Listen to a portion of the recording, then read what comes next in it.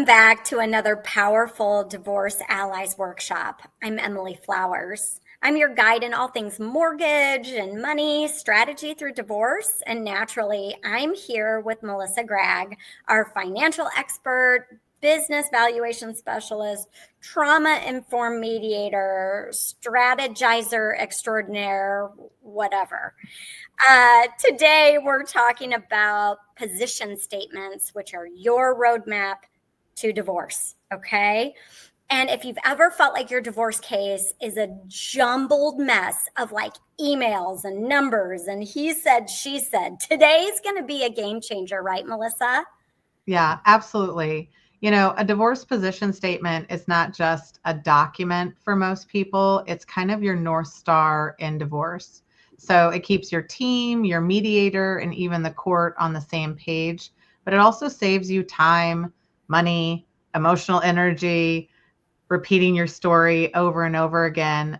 And the fact of the matter is, like, today we're going to talk about a whole bunch of things, but there's kind of a few areas to focus on. How to keep it short and strategic, how to make it a really powerful document in mediation. We're going to talk about what belongs on the position statement, how to cover the finances or your property or your house or your parenting effectively in a concise way, right? The strategy is around brevity. It's around including the major assets, talking about the home.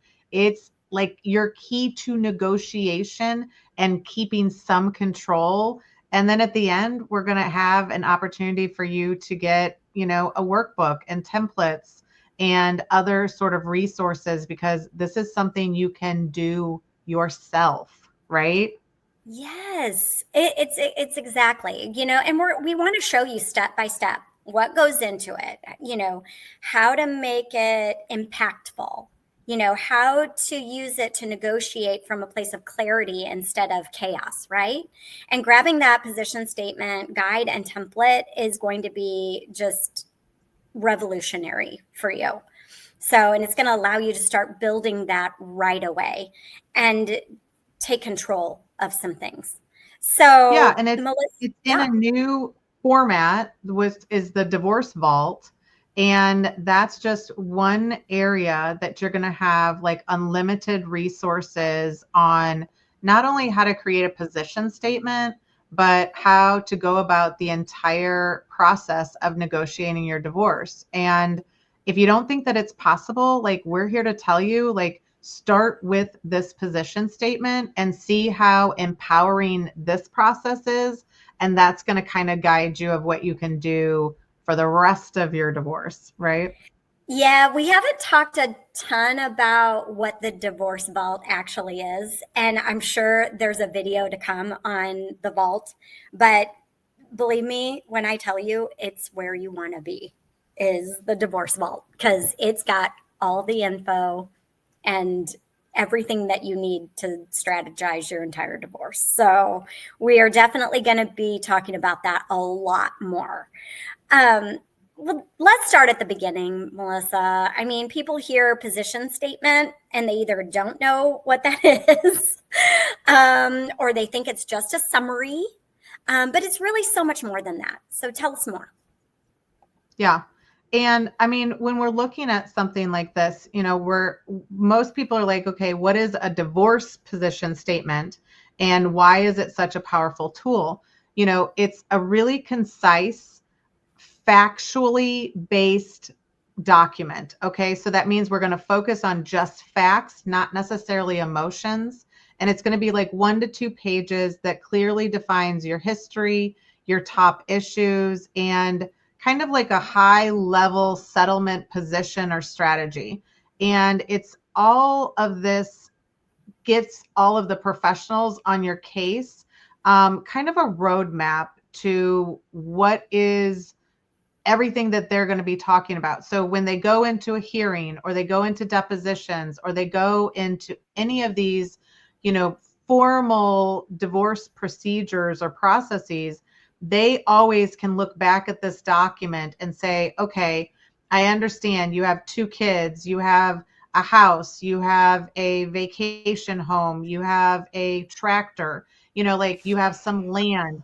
all of these things that they're constantly having to go through a whole bunch of different documents for, it makes the process inefficient. It makes you repeating things over and over and over again to the same people.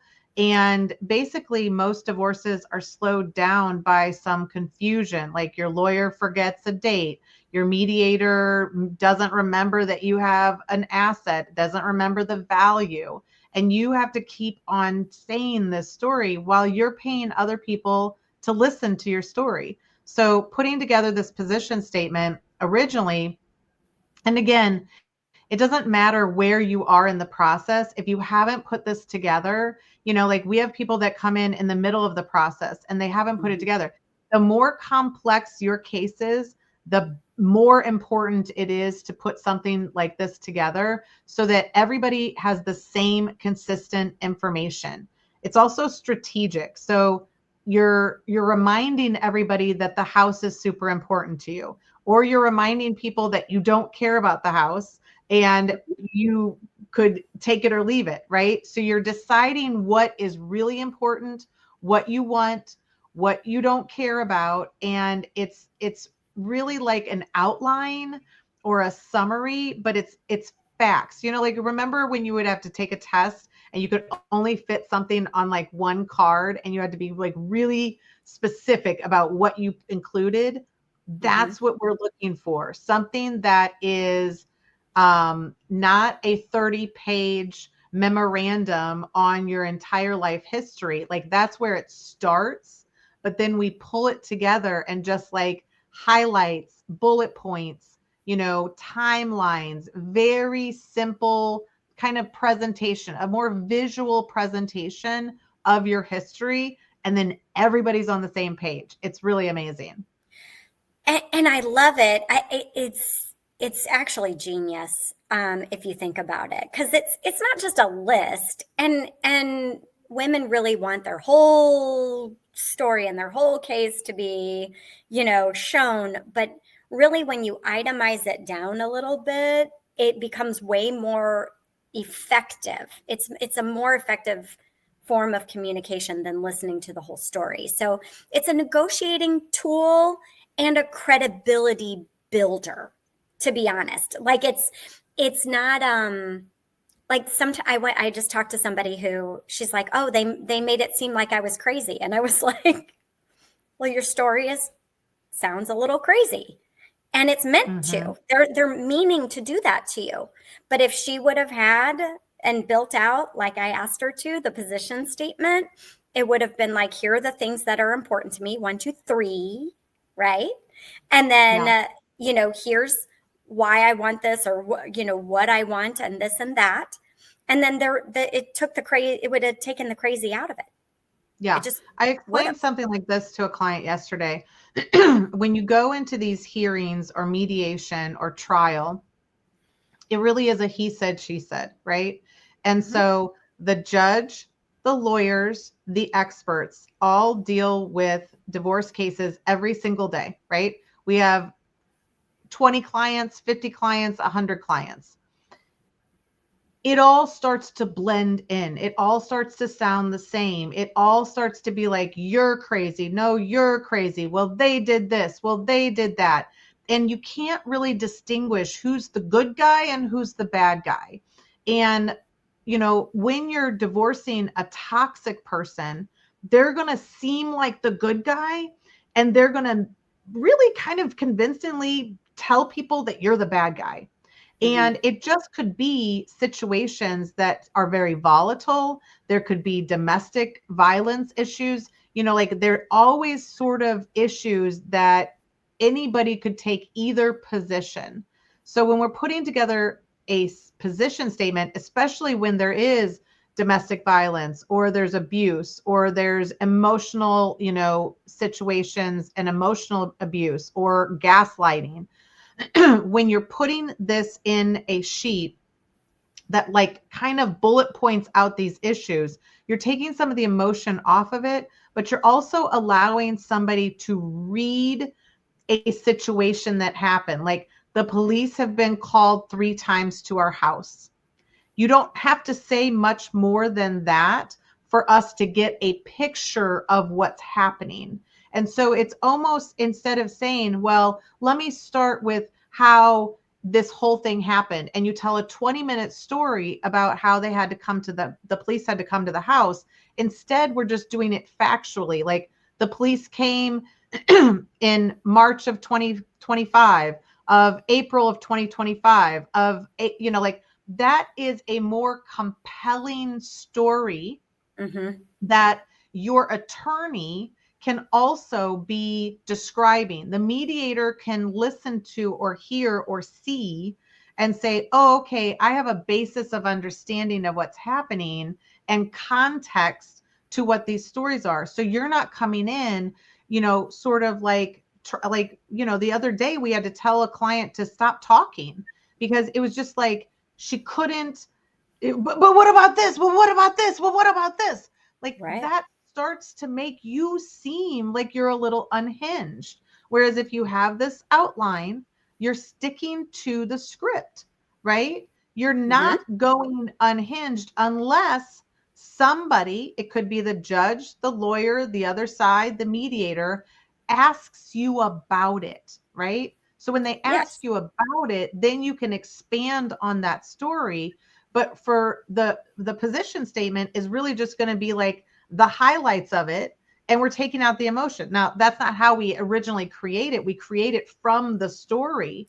But at the base, it's you grounding in the facts and then being able to not be triggered and emotional and seem chaotic, right? Yeah, and I would even dare to say that even if they ask you to expand on it, I think I would have a controlled response because you do seem unhinged. Let's say the position statement is the outline, okay? So whenever you create something, you're going to write a book, okay? Your life is a book, but you need that outline. You need that table of contents, right? It tells you where you're going to go. Eventually, towards the end of the case or when you get close to mediation, you might have an entire position statement on the house. You might have another position statement on the kids. You might then have supporting documentation, right? Because now you wrote a chapter about it. So they ask about this. You have bullet points for what happened in the domestic violence situations. You have bullet points of what happened because my parents gave me some money to put onto our house, and that was a gift. Like, you have a chronology of what happened, and you were able to very quickly and clearly communicate it. Because in mediation or in court, you are trying to convince the trier of fact, you're trying to convince the judge or the mediator to see your position as different than the opposing person's position. And if they're unprepared, they're going to be talking and all over the place, whereas yours is concise. And they might say, well, do you have more details about the house? Oh, sure. Look, here's another page of all the details about the house. Well, do you have what you want in a parenting plan?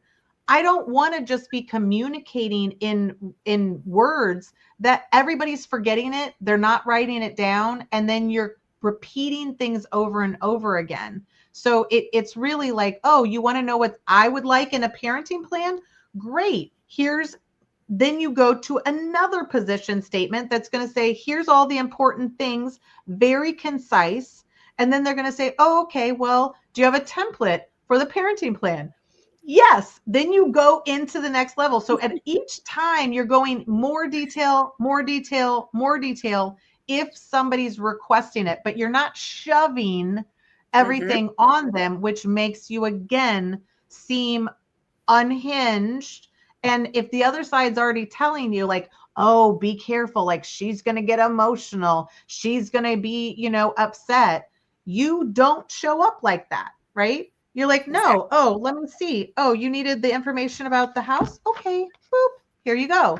Oh, you need the information about that? And then you also, in addition, you might have the mortgage statement, right?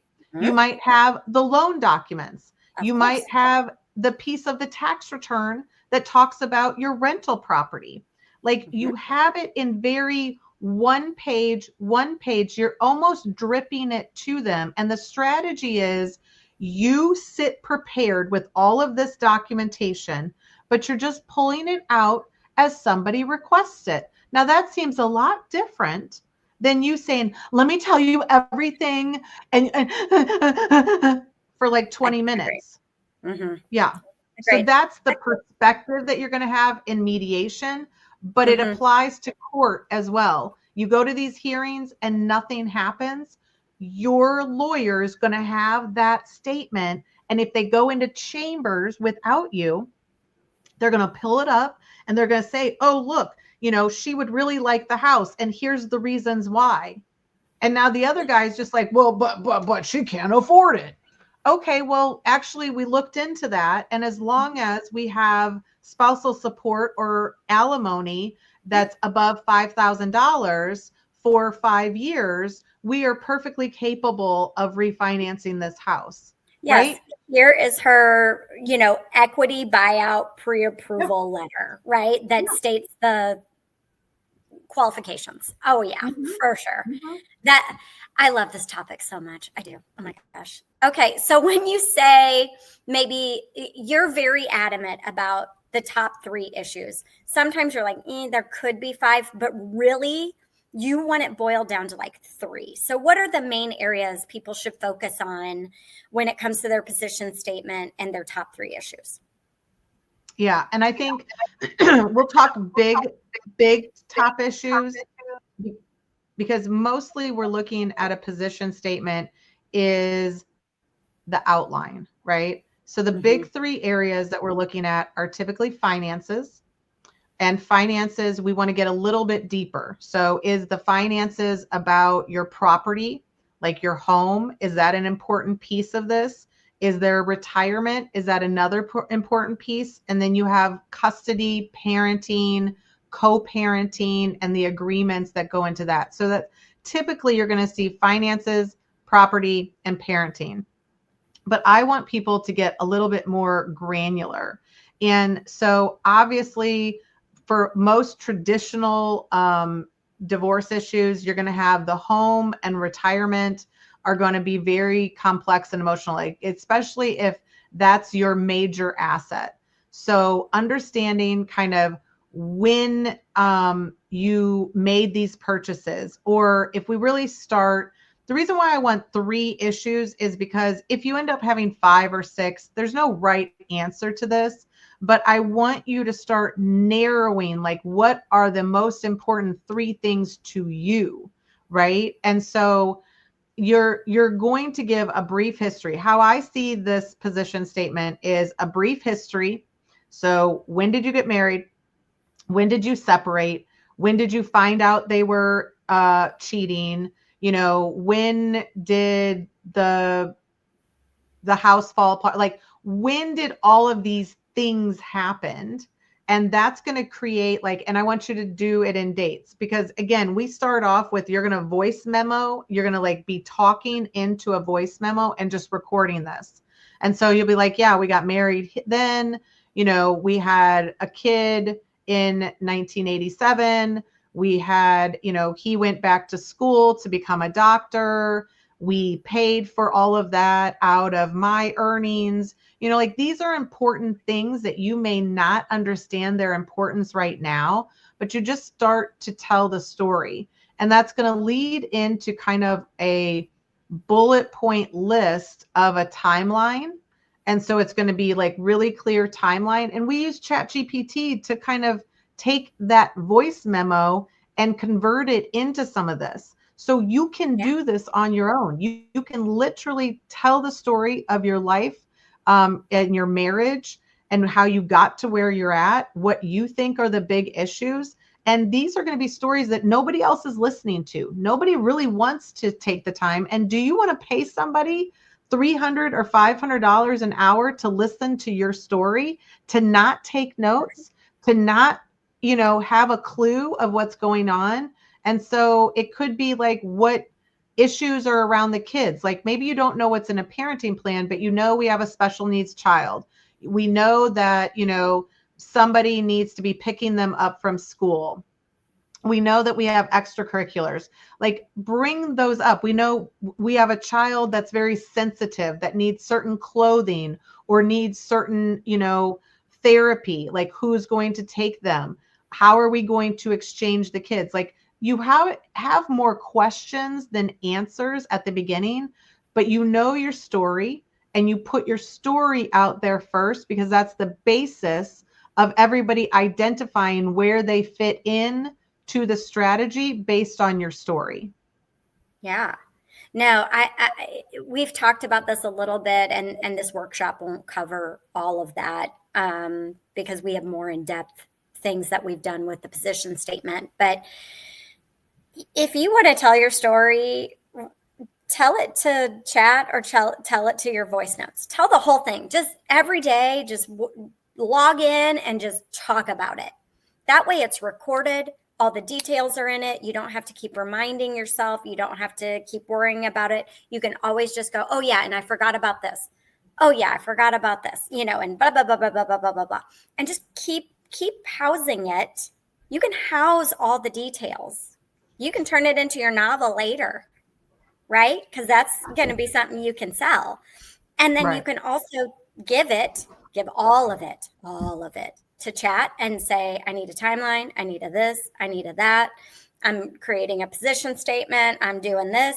And it will help you break it down, be more concise, all of those things. So it helps you in more ways than one, because it helps get it off your chest too. Because until you've really told your whole story, you're never going to get to the healing part, I don't think, either. It is huge. Like, I don't think people understand that they will repeat these stories over and over so that they don't forget it, but also because they want to make sure that everybody, all their team, understands how crazy this is, or how, this is just outlandish kind of situation.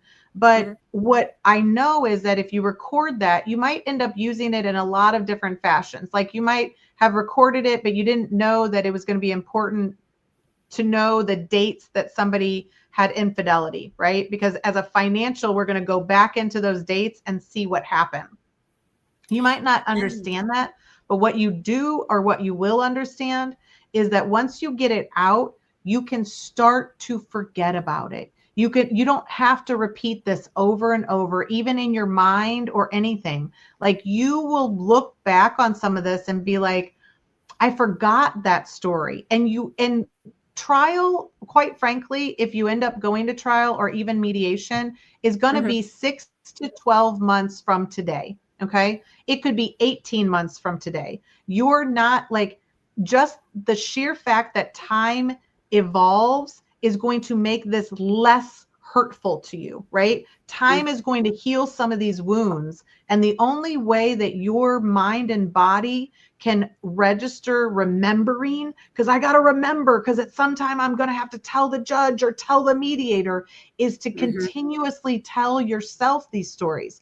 Once you dictate it, once you have it in that voice memo and you set it aside, you don't have to tell those stories again. You can just go back to those memos and listen to them when you get prepped for your deposition, when you get prepped for the trial, and you could be like, oh, wow, yeah, I remember how bad that was. But you're never going to, as you heal, remember how it really felt.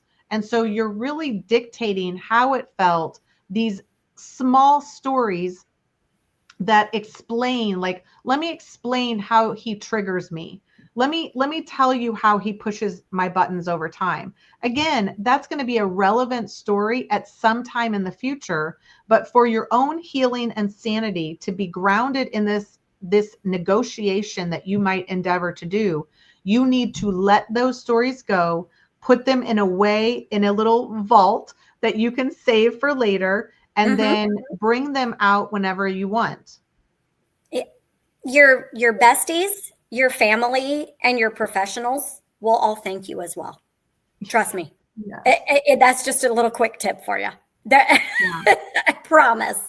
And that kind of leads us into the next question, is everybody thinks, the more details, the better. They really just want them to understand that, all that is, you're feeling and going through and all of this stuff. And I understand it's Mm-hmm. hurtful. This is big stuff, but it can backfire, right?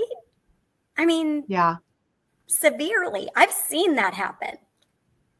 Well, and I think what you're saying, about helping everybody around you, like if you want a good supportive team, you need to not be pounding these stories into everyone over and over again.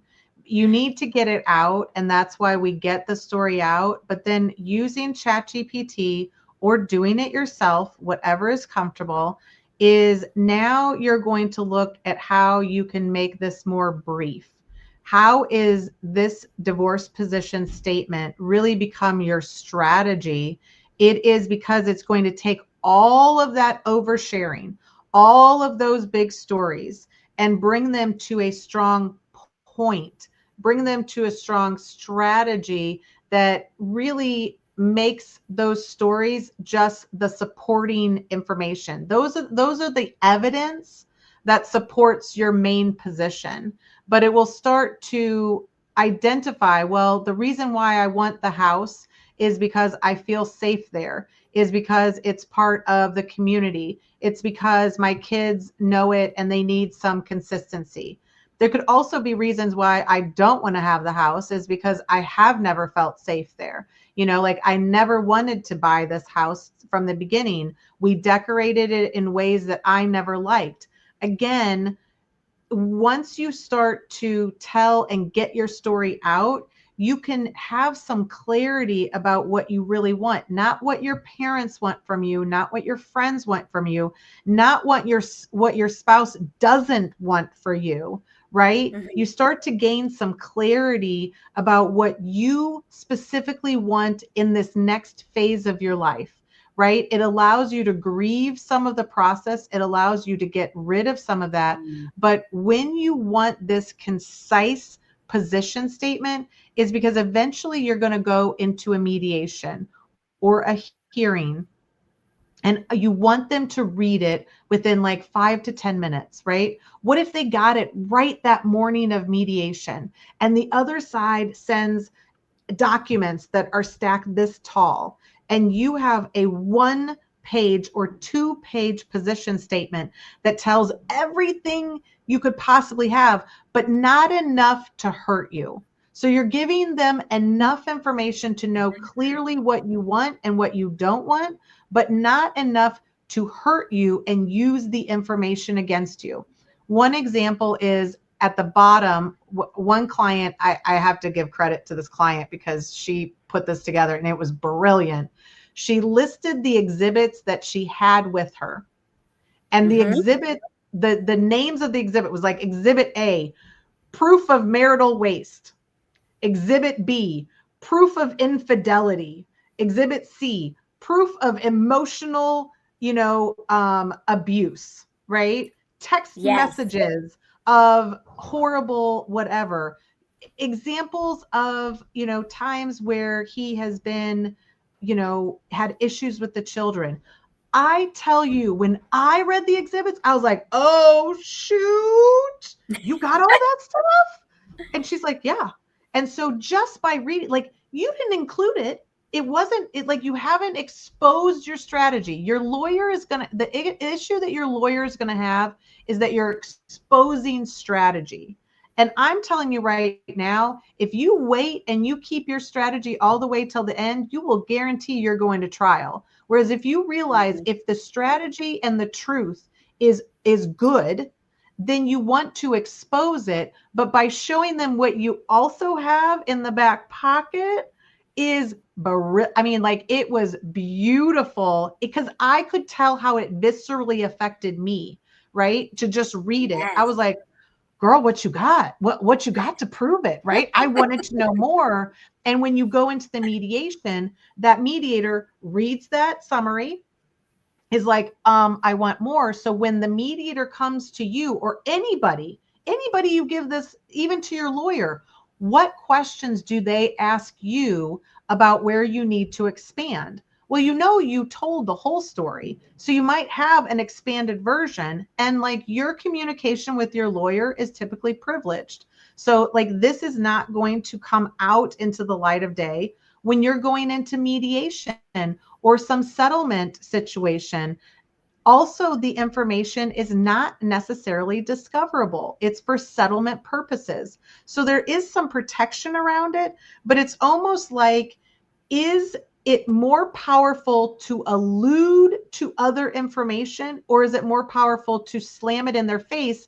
And there's so much information that they don't even see how powerful it is. And so it's again like dripping information, like give them enough that they get the big picture. What do you want more of? Do you want to read chapter 2 or chapter 7? Okay, here you go. Oh, you want to see that summary of the marital waste? Perfect. Now, if you have another page that summarizes the marital waste, that's going to be important. So at all times, as you're creating this, it sort of becomes like it expands each time. But try to again have one page. Well, it's all this stuff for the marital waste. No, let's try to summarize it in one page. That's how I present as an expert. Here's their summary of the marital waste. Here's some big items that we want to clarify. And then, oh, you want to see all of it? Here's 10 pages of the details. So you take it in steps so that you're not overwhelming somebody with the information, and you're seeing, oh, you want more. Oh, and you're asking the mediator, like, isn't that proof enough? Right? How do you feel about this? Is this enough evidence? The mediator is going to be like, wow, yeah, this is, or, I'd like to see, you say that your parents gave you an inheritance and you put that money down on the house. I would love to see that check or that communication or that gift tax return or the proof. Okay. Now let's say the other side has a position that they're claiming, but they didn't bring any proof. They didn't bring how much value the house is. They didn't bring something that said what the business value is. Like, so you have tangible evidence and they have nothing but words. You tell me who's going to win the mediator over to their position, the person that's very calm, cool, and collected and has these pieces of paper that they can easily hand over when the time is right, right? They sit back and they wait for the right time, and because they have the leverage and the time, and the other side seems all disconjointed and doesn't know anything, and but they're wrong, but I put money in there too. Okay, well, where's your evidence? Well, I didn't know I had to bring it. Now they're getting defensive. Now they're not a good friend to the mediator, and they're not even looking like a good person. That's what we're creating, that environment so that we not only look great, but by us looking great, it makes them look really disorganized. Which just makes so much sense. I mean, less is more. Piece it out, right? It makes you look more credible, more prepared, calm. It almost makes you look like the expert in your own case, I would say. Yes. So that's what I think. I mean, so this is where I get especially passionate, because the home is often one of the biggest financial but emotional assets.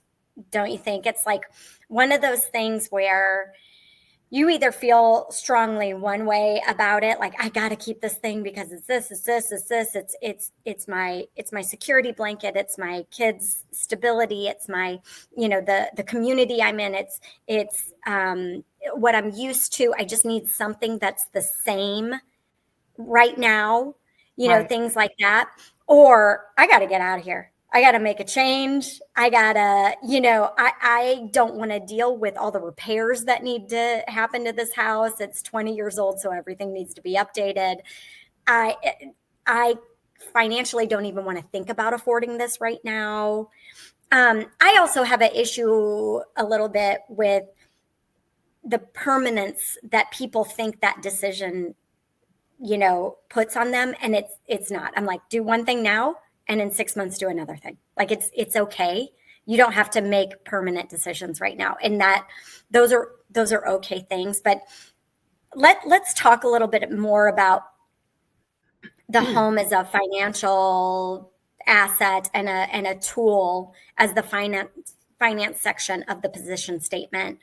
And let's talk Yeah. about how decisions are not permanent as well in that. Yeah.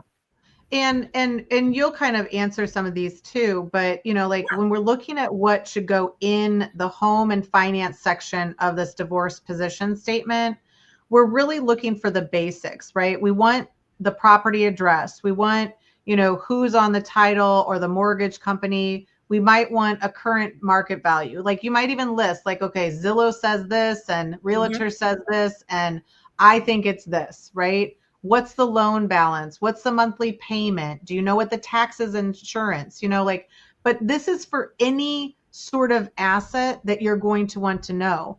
I think that the process of developing the position statement and talking through this will start to make you think, do I want to keep this or not? Right? Not traditionally that everybody says, make sure you keep it, make sure you get that house or else you're not going to like, it starts to make you say, okay, you're drawing like positives and negatives, right?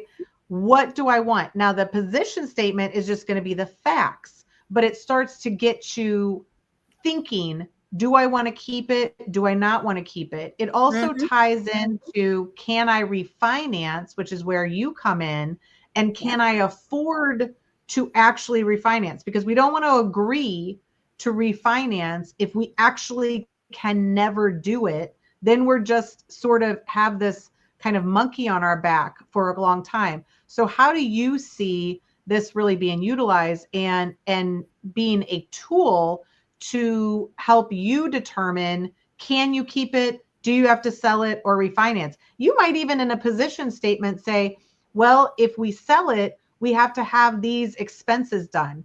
And if we keep it, then somebody has to refinance it. Like there could be a lot more information. What do you think is important to be putting on there as well? Yeah, absolutely. And it's funny because you can, how you like the kind of good, better, best, right? Like it's like a summary, then it's a little more detail, and then it's a lot more detail. I mean, you could go into, well, the online value says this, but it's not taking into account that we updated this, and this. And so the value really should be this according to my CMA, right? Yeah. Or according to my appraisal or whatever it is, because you can go steps further should you need it. But when we're talking about doing, and I always talk about the divorce mortgage planning report, and the reason why I talk about it is because it's so thorough. It's not just I went to my lender and I got an idea of what my refinance was going to look like, or my this was going to look like. It's a huge tool that goes through all the details of the property, like you mentioned, the current mortgage. Do we have a HELOC, taxes, insurance, HOA? These are all important things. Your escrow balance, that is a major point that needs to go on your actual settlement agreement, and nobody talks about it. Yeah. Things like that. And then it gives you the options. It's like, okay, if you refinance it, and if you pay off debt, or if you have to pay out a spouse, or if you have to do this, and it puts all your little options right next to each other, and you can see whether you're going to need more support, if you can afford it the way you are, all this stuff. And then it's like, hey, if we sold it, we could have this much money and buy this kind of house and do these things. And maybe you want to downsize because you've lived in this huge house, or maybe you want to, do something different or move into an apartment or something, and you could have this chunk to do this with. However, I already looked in with a, home inspector for a seller's inspection which costs a couple $100, right? And then I brought a contractor in and I did this, and then we have to stage it, and then we have storage, and then we have, right? So Right. there's a million other things. You can go from bullet points to here's a little more detailed list to here's the full shebang. And this is what this is going to cost to sell this house, including realtor fees, right? Right. But think about it. If you come in with that level of detail and you say you would like to keep the house, Mm-hmm. and the other side is like, they can't afford the house. She doesn't even know where the mortgage is. That is untrue, right? And in this process, like working with somebody like a CDLP like you is going to help you understand, do you actually want to keep, like, oh, I didn't know the taxes were that high, or oh, I didn't know that this mortgage and HOA and all of these things, like, All the I didn't know time. that our electric bill is $500 because we live in an old house, like all of these things. But a lot of times you still don't know what to do with it. So then Mhm. working with somebody to understand, okay, is this what I want to do? The other thing though is mediation is a bunch of, like, a mediator's role is to cultivate options. So when you go into mediation, the mediators shouldn't be telling you what to do. They should be like saying, well, here's our options. And with the house, it's one person keeps it, the other person keeps it, or we sell it and split the money. It's not that freaking hard. Okay. So when it comes down to it, if you are already providing a document that summarizes those options and then your preference for what you want in those options and the timeline and what is needed, because a lot of times we're calculating alimony and child Yes. support based on state structures and state calculators and rubrics. In mediation, we're talking about how do we make this family work in two places when we go forward. And so it might be like, if you're saying, hey, I just need $5,000 for 5 years, and it doesn't matter what the money is, we're trying to figure out how we make it work. That is Yes. what mediation is for, is cultivating those options. You're coming in saying, hey, mediator, I'm doing your work for you. Here are the options. Here's why this one is off the table, right? Don't Yes. waste people's time if neither one of you can afford the house. It's a clear thing, is how do we determine what we're going to do to the house to get it ready for sale, who's going to live in it while it goes for sale, and how we're going, like, you're really then having the mediator referee action items. And especially if somebody is toxic, they're going to delay and distract you. So they're going to be like, oh, I don't want to put it on for sale, or oh, do we Mm-hmm. have to do that? You want to use marital money to Mm-hmm. fix some of those things, to then get the money coming out. And it could be in some situations that you could both go buy something separate that would Mm-hmm. be better for you. But it's coming off of the emotional attachment to that primary marital home, good or bad. We keep on to it to piss somebody off on the other side. We're not interested in making decisions or strategies around ticking off the other side. It's Yeah, about strategies that are healthy for you financially and emotionally. exactly. It's all about you. And, I have a client right now that he wants money out of this house. It's called an equity buyout. And what he wants is he wants a portion of the equity in order to do whatever it is that he wants to do. She literally cannot afford to give it to him. She can afford to give him maybe $10,000. She can't give him 50%. And Right. so we have put that in to her summary, her mortgage position statement or her home position statement. Like, okay, like this is what I can afford to give you. This is all I qualify for. So take it or leave it. I don't have anything left to give you. There is no other monies to offset this. There's no other, equalization factor. So take it, do or do not. Whatever, Yeah. there's Yeah. no other choice. So Right. that can be a way to kind of calm down. And the other thing that I get a lot is, well, my husband told me I'd never be able to afford this on my own. And we're like listening to these voices. And my parents told me, and this, I don't have any income and blah, blah, blah, and whoever is the talking head that we're listening to. And it's like, what, have you put the numbers on paper yet? Because the numbers are what tells you if you qualify or not. Well, and this is going to With a be an professional, of area course. that lawyers and CDFAs and financial advisors and divorce coaches all want to try to get involved in. They Yeah. want to be like, well, I've bought a house before. I've refinanced a mortgage. I've looked on Don't I Zillow. know? I can figure Mhm. out all of this.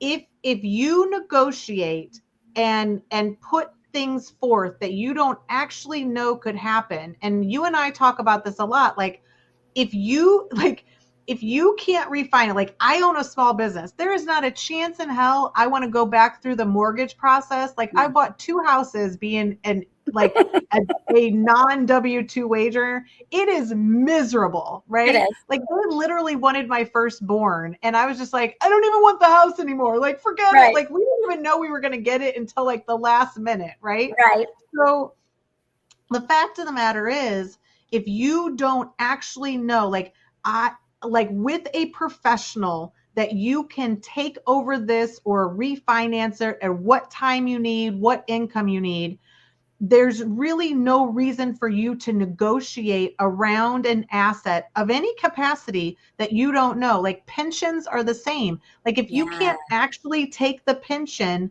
and have it be transferred to you, you can't negotiate to take part of the pension. Like these are Yeah. just simple things. So you will seem that you don't know what you're doing, but also in the house situation, your lawyer or financial advisors are typically going to give you biased advice.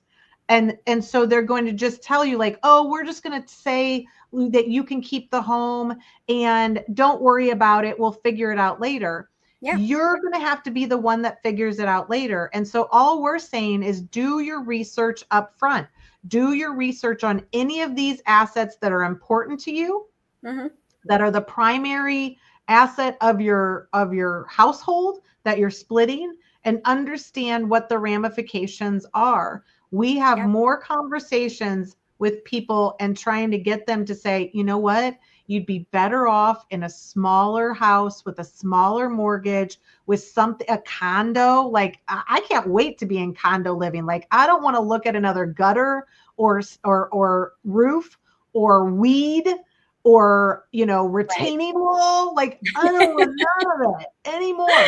So Yeah. like you have to realize that sometimes accepting that you're going to lose the home is actually a really big piece of freedom that you can then decide what to do next. Yeah. And it could be. But again, you could also keep the home and then sell the home in 6 months and move into a condo too.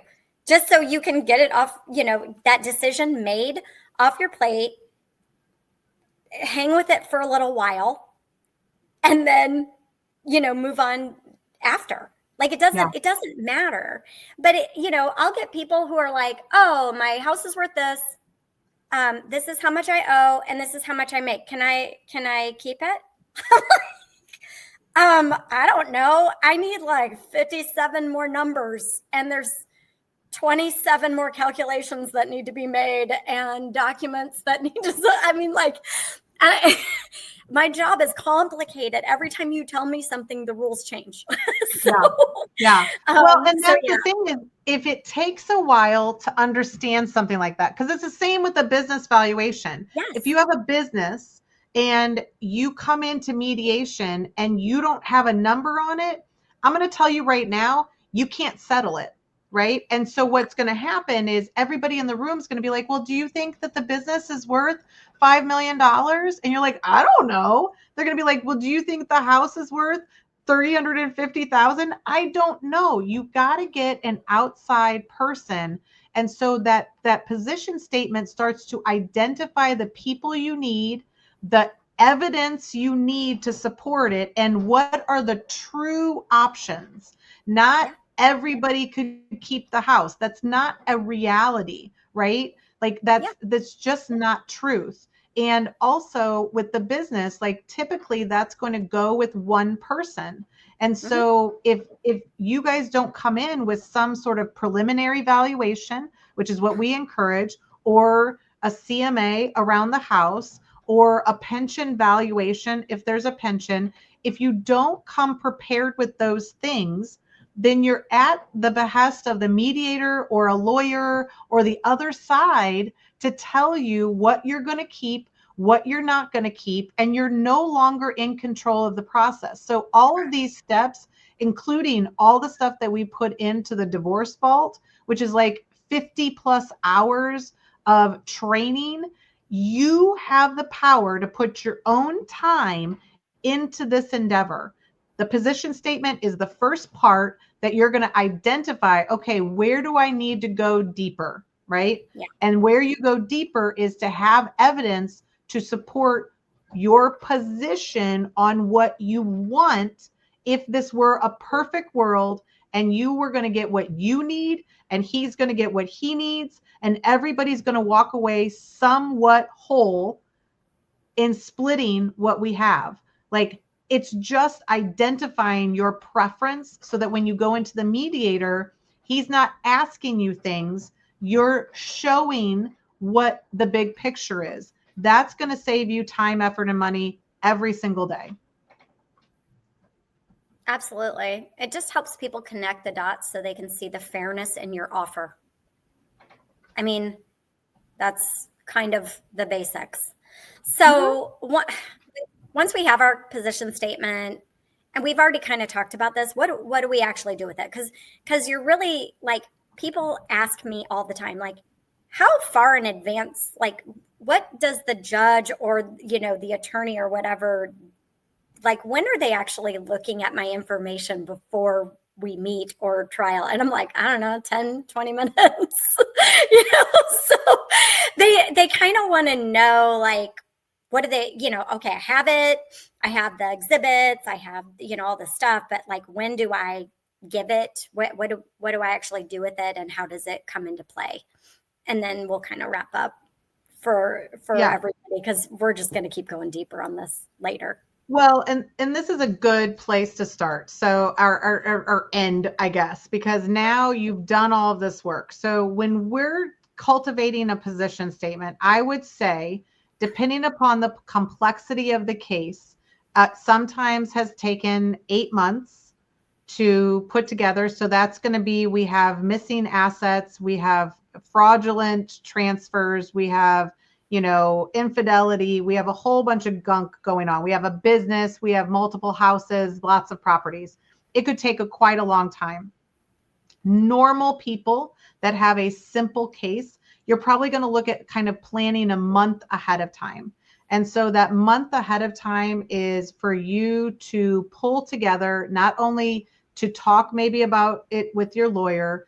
Mediation is typically a mediator either with the couple and or with your lawyers as well, and or with your experts as well. So it can be any of those levels. So you first have to determine like who's going to be there. But typically the strategy that we employ is that this position statement, now if it took us 8 months to create the position statement and the offer, because it's really a settlement offer as well eventually, then we might want to give that 3 to 5 days in advance of the mediator or the mediation.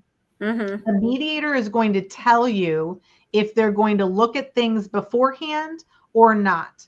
So part of their process could be like, hey, I want these documents within 48 hours before the mediation because I'm going to review things for an hour before, right? Which again, you're not necessarily like you're paying them as part of the package. So think about it. Are they going to sit there and read stuff for 3 hours? No. They probably want to spend like a half an hour to an hour to go through the summaries that you've provided.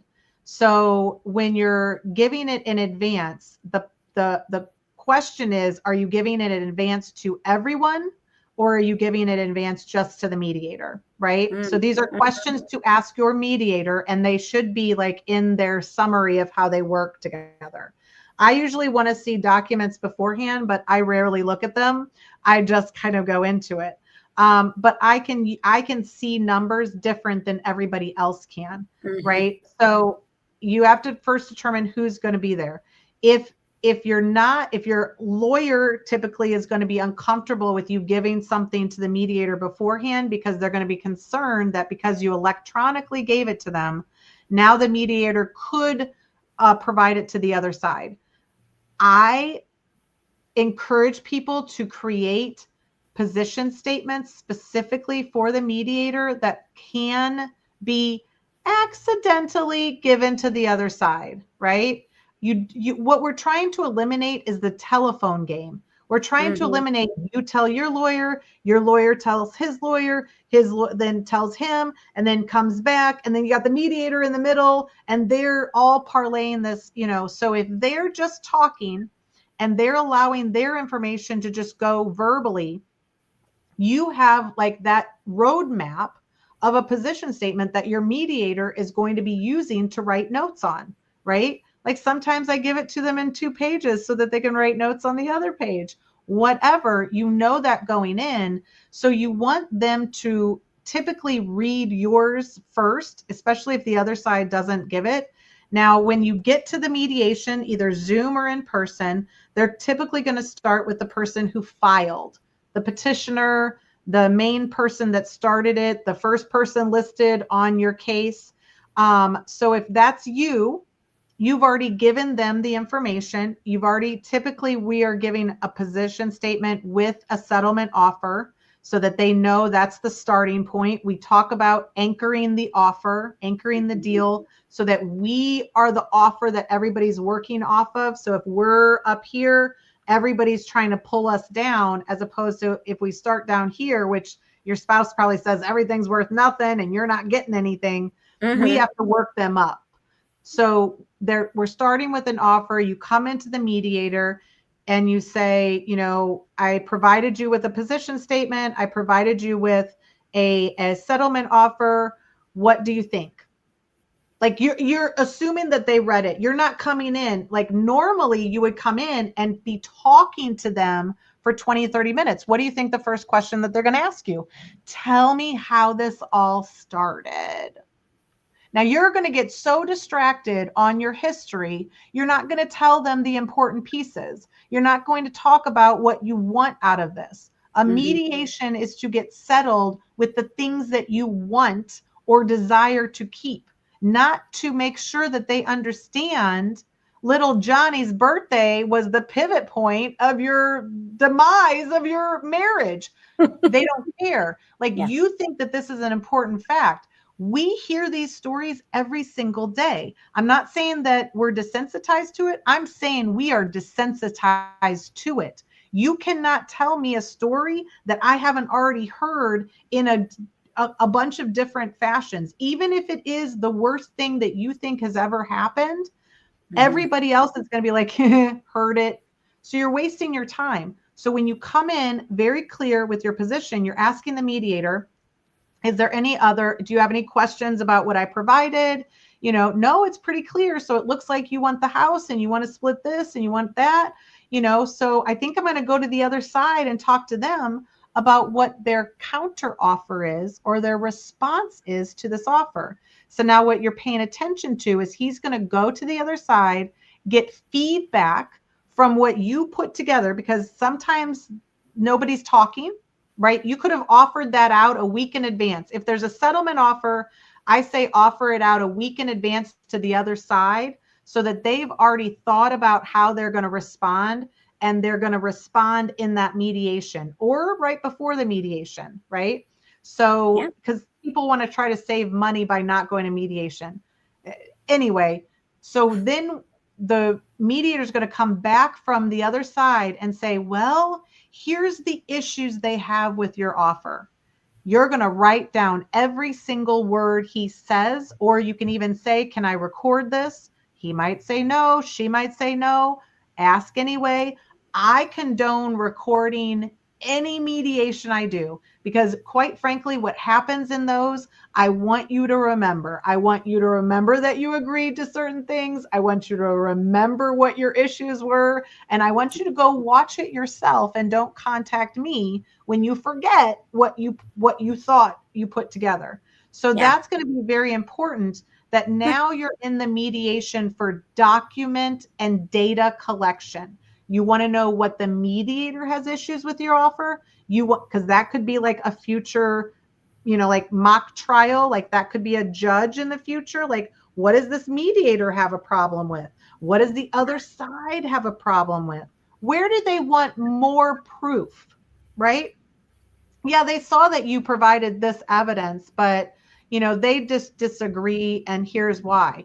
Write it down. That is your prep to bolster your position statement in the future if mediation doesn't result in a settlement. And if they're not prepared, you have to be understanding that you are then there to offer, to make the offer, to see what issues you have with the offer so that you can either revise it, or if it's a decent offer in the first place, you sit in the offer and you don't budge. You just say no if they don't agree to it, or if they're not being reasonable. Like if you say something is worth 5 million and they come back and say it's worth $1 and have no proof, they're going to look uncredible. Like they're going to look like they have a position that's ridiculous. And you're going to be like, well, I know it's 5 million because I have a preliminary valuation report from a credible place. I have a CMA that says what the value of the house is from a credible place. So the only thing the mediator is going to have to fall back on is they have proof of their position. You don't. Do you want to come to their side? And that is going to be beneficial to you, because now the mediator is moving them closer to your position because you effectively enunciated it prior to. And again, you're going to have to get your lawyer used to the fact that, yes, you are being very strategic in this and that you don't want to go to trial. Trial could cost you $50,000. Mm-hmm. Like with Yeah. experts, with like prep and everything. And if 90% of cases settle on the courtroom steps, which means they settle within the week before trial, right?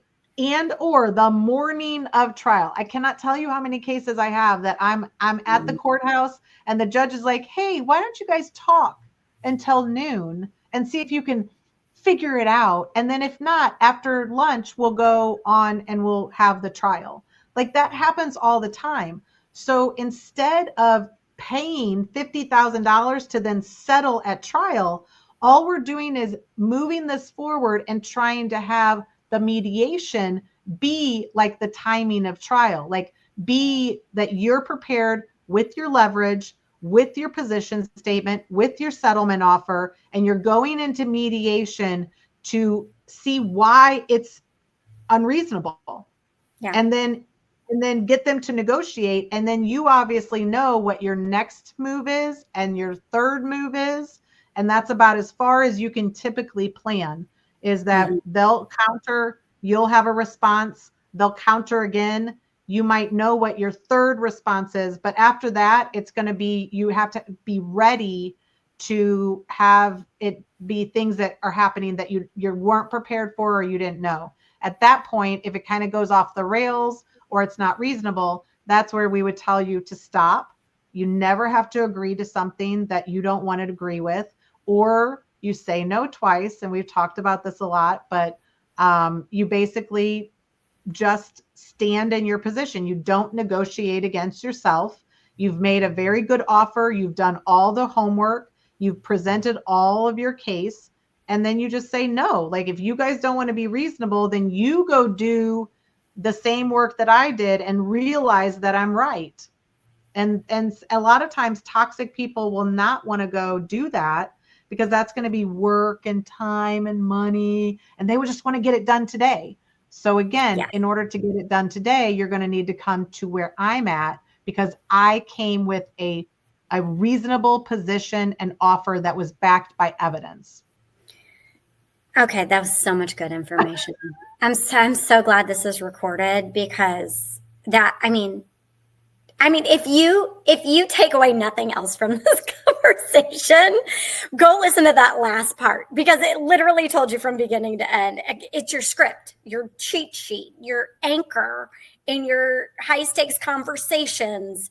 It's your stopping point. It's your, oh my gosh, it's everything. It's everything. So, okay, well, I don't even know how to recap this. Here's some takeaways. I can't even. I don't even know if I can do the takeaways. There's so many, but I'm just going to boil it down to 5, but there's so many more. So a position statement is your divorce roadmap. Okay. It's short, it's factual, it's strategic. You're going to cover the big 3, right? Finances, property, parenting. Yes, there's others. We understand. There's so many more things that go into it, but focus on those 3. You can replace parenting if it doesn't exist, or property if it doesn't exist, with something else. Keep it concise so mediators can quote you. You want them to be quoting your stuff and then be asking the other side the other stuff. The home and the finances section should be detailed, but focused on facts and reasoning. Facts and reasoning. Use it in mediation as your guide and your anchor. So, and that is a far cry from all the things that we learned today. But, if your divorce hasn't been filed yet, do it. It'll save time and money and stress later. If you're in the middle, do it because it's just going to bring everything together and maybe stop the bleeding on some of this money that you're shelling out for all maybe the mistakes that you've made for the last 6 months, asking questions that, just blew through retainers. Listen, we've made it easy. We have a full position statement workbook and templates and everything inside the circle, the vault, the divorce allies. You can download them, fill them out, and be ready for your next legal or financial meeting. You can also book time with us if you're, needing extra, right? So the clearer you are, the more likely you are to get an outcome you deserve. So we'll see you next time with more useful information and to help you take control of your divorce. Melissa, any parting thoughts?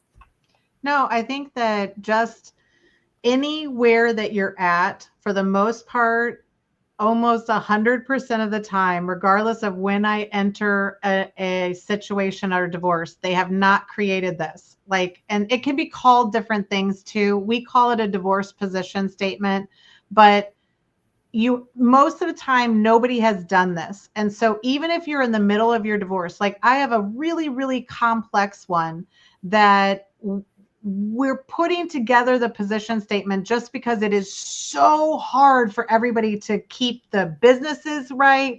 Like they're all named similar and like nobody can keep everything right. And so we're spending a lot of time regurgitating and retelling the same story about the business structure and how they're connected.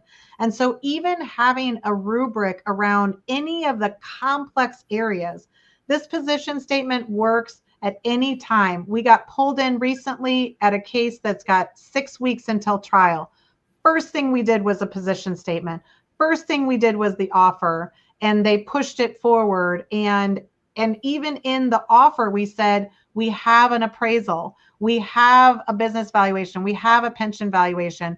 And if you want it, let us know. But if not, we're going forward. And this is what our position is. So at any time, this is a good thing to do. If you haven't done it with your team, if you feel like everybody's asking you the same questions, and the questions that hurt are like, how many kids do you have? Like you at least think after you've been with somebody, like working with them for like 6 to 12 months, that they can at least remember your kids or your dog or whatever is important to you, but they don't. And so it just allows everybody to be on the same page. It saves you money. It saves you time. And again, the guide is going to show you how you start with literally just recording it in your phone, just talking and using ChatGPT to get you some of the way. Then you can meet with a divorce ally and they can help you fine tune the strategy